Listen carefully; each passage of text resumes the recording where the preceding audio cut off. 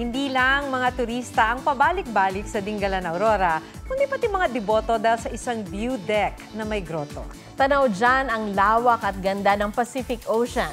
Gita Riorian, kasama si Oscar Oida. Window to the Pacific. Literal kasi na matatanaw mula dito ang dagat Pasipiko.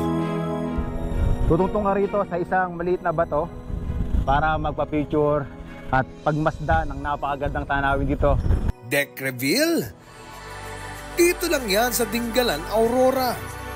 Dahil payapa ang lugar, talaga raw babalik-balikan ito. Tulad ni Ronald Gutierrez na hindi lang isa, kundi 7 beses nang bumibisita.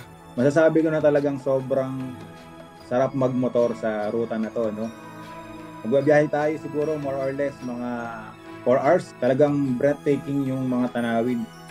Dahil nga po yung kombinasyon ng Pacific Ocean saka po yung mga nagagandahan na kabundukan ng Sierra Madre.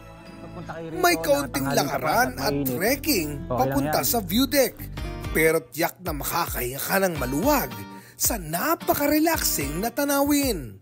Ngayon, may dagdag pang spot kung saan hindi lang makikita ang karagatan, maaari ring makapagdasal ng taimtim. Ang grotto ng La Nuestra Señora de la Paz y Buen Viaje. Paalala raw ang grotto ng katatagan ng mga taga-Dingalan at ng kanilang malalim na pananampalataya. Oscar Oida, nagbabalita para sa GMA Integrated News.